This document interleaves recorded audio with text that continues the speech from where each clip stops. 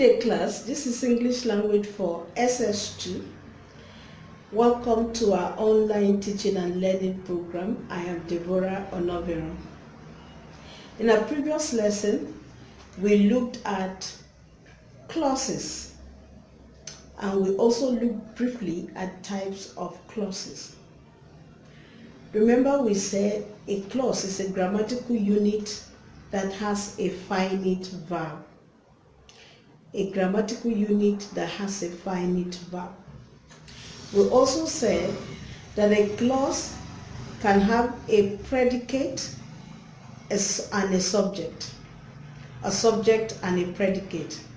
The subject is the doer of the action or the person or thing that the sentence is all about, whereas the predicate is the remaining part of the sentence or clause. We interchanged the word sentence and clause because we said clauses are like simple sentences. Clauses are like simple sentences. Now we took a look at the type of clauses. We looked at the main clause, which is also called the independent clause because it can stand on its own and makes complete sense. Then we also looked at the subordinate clause, which is also called the dependent clause because it cannot stand on its own and it does not make complete sense. Okay, today we are going to be looking at types of clauses. Types of clauses. The first type of clause is that we will look at is the adverbial clause. Adverbial clause.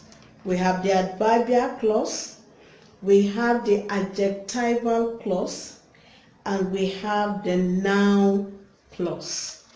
These are the three types of clauses we'll be looking at. We will not be able to exhaust them or to take them extensively in this lesson. So in this lesson, we will stop with the adverbial clause.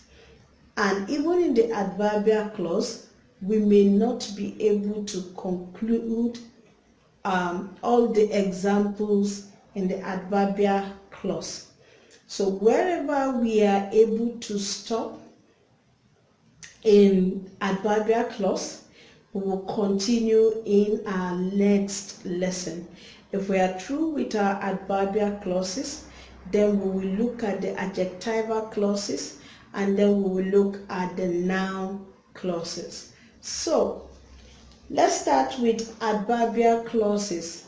What are adverbial clauses? Adverbial clause can perform the function of an adverb. Remember that adverbs tells us about the time, the manner, the result, the condition, the comparison, the concession, the reason, stroke the purpose and action took place. Let me take that again. An adverbial clause can perform the function of an adverb. Now remember that an adverb tells us about the time, the manner, the result, the condition, the comparison, the concession, the reason, stroke purpose for which an action took place. Most adverbial clauses do tell us more about the action, that is the verb, in the main clause. Most adverbial clauses do tell us about the action or about the verb in the main clause. Remember, our main clause is the clause that can stand on its own. while the subordinate clause cannot stand on its own. Now, the adverbial clauses tell us about the action of the verb in the main clause, not the action of the verb in the subordinate clause. They tell us how, when, where, to what extent, under what condition an action took place, and so on and so forth. The action of the verb in the main clause. Okay, so adverbial clauses can also be introduced by words or group of words such as though, except, as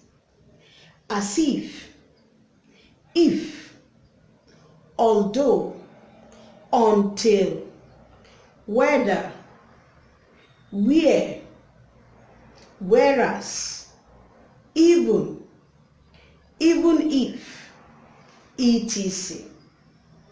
Let me take that again so that you can get down as many as you can.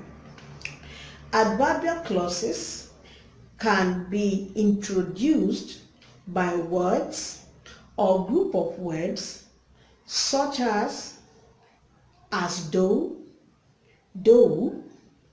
except, as if,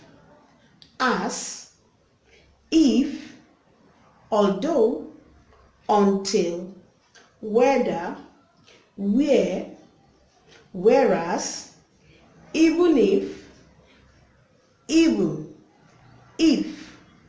etc. Now we have very many different types of adverbial clauses, which we will take in the second part of this lesson.